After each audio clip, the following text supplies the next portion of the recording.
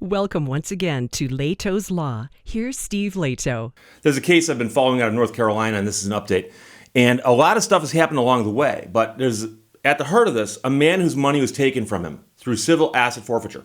He went to court, and a judge ordered the city to give the man his money back. The city said, we can't do that. We've already given it away to somebody else. We gave it to the feds. And the judge said, if you don't give it back, I'm holding you in contempt. And that ruling was then appealed, and it's been tied up on appeals ever since. So people who see my previous video often say, why hasn't somebody been thrown in jail yet? Well, I'll explain it along the way, but now, more interesting news here. The man at the center of the case, his name is Sanders. Charges have been dropped against Sanders, but Mooresville still hasn't returned money it seized from him. So, underlying this, they were saying, look, we're taking your money because you're involved in some sort of criminal activity. They've dropped the charges against him, but they still haven't given the money back. They refuse to give the money back. And in fact, they're appealing the ruling that says they got to give the money back. Ben Gibson wrote this for Statesville.com. Criminal charges have been dismissed against the man, Sanders, and he's still waiting to have his money returned to him, which was seized during the investigation, as the civil case now plays out in a North Carolina Court of Appeals. His attorney says this is crazy, as do most Americans. It's $17,000. $17,000. She says it's very frustrating because he doesn't even have any criminal charges against him now, and yet the Mooresville Police Department refuses to give the money back they claim was part of some illegal criminal activity. He's been cleared of that. It seems like the money should be returned to him, but they aren't doing that. In fact, a court has said the money should be returned to him. The charges were dismissed last week.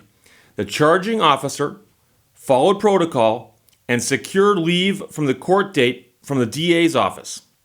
The state asked for another court date, and the court denied it. The state dismissed the charges. The civil case is still active. Mooresville's communications and marketing director, Kim Seller, said in an email statement. So the criminal charges have been dismissed, but Mooresville is saying, but we're still continuing the civil case, because the civil case is what's up on appeal, because the court has already ruled against them on this matter. Sanders was carrying $16,761 in cash, and it was seized from his car during an investigation last year. Despite several times being ordered by lower courts to return the money, Mooresville has said that since it turned the money over to the feds, they're not responsible for giving it back. And again, they've been ordered to return the money several times. Several times. I'm going to ask the rhetorical question that someone's going to ask below. Hate to take fun out of it for you. What would happen to you or I? What would happen to you or me if we were ordered by a court to return some money and we just said, no, gave it to somebody else? So the attorney says the issue, of course, goes beyond just her client, but to a bigger issue involving police departments and civil forfeiture, even after criminal charges are dropped. She said until it changes, it's a matter of government operating beyond its legal bounds. And she said, the general public should know that the government, through law enforcement, is routinely seizing assets of citizens, even if the citizens have not been charged with a crime, their charges have been dismissed, or they're found not guilty. And I've said this before. Most people would say that if you catch a criminal committing a crime and they get convicted of that crime, if the police seized the proceeds of that crime during the investigation, then the proceeds should be taken from the criminal and possibly given to the victims or, forfeited. But here, they've dropped the charges against the man. So what criminal activity are you alleging? While the case plays out in the Court of Appeals, the attorney said action is taking place in federal courts to have the money returned. So your money is taken by a local police department. You go to the local courts say, police department, give them the money back. They go, no, we can't. We gave the money to somebody else. Now you're forced to go to federal court and file an action, either under a theory of some kind of violation of federal law or because the feds have got your money. It's a game of hot potato. Hot potato. That should be an Olympic sport.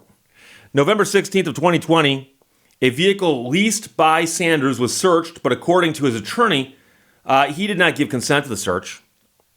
But the police department found less than a half ounce of an illicit substance along with $16,000.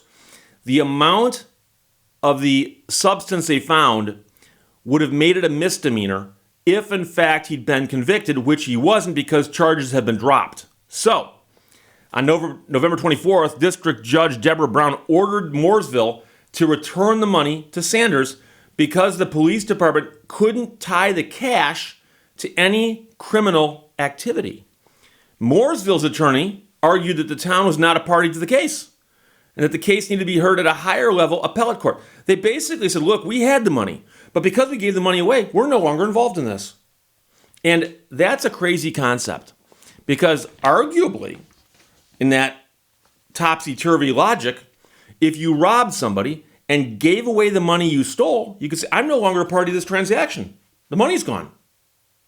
So in February, the judge ruled that the money was fungible, meaning it didn't have to be the exact cash that was taken, but the city and the police department were responsible for returning the amount it had removed from the vehicle. The judge held the town in contempt, but no one was jailed despite threats to do so if the money wasn't returned in a timely fashion. I don't know if that's because the judge doesn't have the fortitude to do it or because the appeals are pending and they thought, well, we got to wait till appeals work their way out. But the point of it being fungible is that if I take money from you and then I get rid of it and you say, I want my money back, we don't have to go track down the exact money I took. There's nothing special about the money. I can just cut you a check or hand you cash in the same amount of money, and you've been made whole, assuming we're talking about just money, not collector things or, rare coins or something. So that's what fungible means. It doesn't matter if it's this $5 bill or that $5 bill. They're both $5 bills. The town previously stated that the man, Sanders, and his attorney should file a complaint with the U.S. Attorney's Office, which represents the Department of Homeland Security. So somehow the Department of Homeland Security is involved in the transaction where the local police took the money from the man. The town said in a statement that they plan to file a petition with the Court of Appeals seeking immediate relief from this ruling.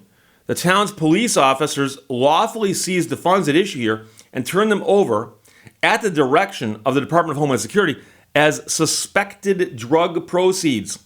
So now the Department of Homeland Security is in charge of drug enforcement, which makes you wonder what the DEA does. I'm a little baffled by this statement, but this is what they said. The U.S. Attorney's Office complaint filed in federal court seeks forfeiture of these funds and further outlines Mr. Sanders' criminal history, which apparently, I guess, makes him guilty because he's not guilty in this case because the charges are dropped, but apparently has a criminal history, so let's go with that.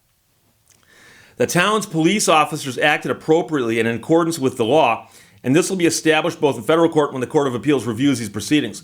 The town does not plan to comment further, the town said in a statement.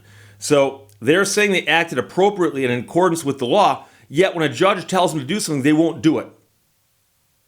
And that's what's always interesting to me, is when someone claims to be law-abiding. I follow the law. I'm law-abiding. And a judge orders you to do something, you go, no, I'm not going to do that. I'm going to follow the law. What the judge orders you to do is the law. That's what judges do. So if a court orders you to give the money back, give the money back. And when the judge says we're going to hold you in contempt if you don't, you should be held in contempt when you didn't. Now, there is apparently a pending matter in the federal courts, but in case you are not cynical enough to have figured this out, they're fighting over $16,000. Fighting over $16,000 and change, often rounded up to $17,000 in the news coverage. It happens. But that man has probably spent close to that now in legal fees if he's being charged at a typical hourly rate by an attorney. And if not, he will overrun that amount by the time he gets through in federal court. So state court actions, federal court actions, going back and forth, up on appeal, down, back, forth, up, over, under, sideways, down. Doesn't matter. The point is that they will run you ragged, so they're going to teach you a lesson that next time we seize money from somebody, the person's going to look at it and go, it's not worth pursuing. It's economically unfeasible. I'll be upside down by the time it's over. They take $16,000 from me, maybe you pay $20,000 to get it back. And I know people in the audience, many of whom are going to say, on principle, I would do it. And I salute you, by the way. I do salute you. I'm merely pointing out to you that is what they're doing. That is what they're doing. So they're running this man ragged so that by the time he wins, he can't even break even. And they're doing that to teach people a lesson. So it's like, next time we take money, let us keep it. Don't go to court where pesky judges tell us to give the money back. And when we lose, we just take it up on appeal. And if we're going to lose there, we file a federal action. No. Just let us keep the money. We need that $16,000 more than you do. And the man has a criminal history, they say. Doesn't that count for something?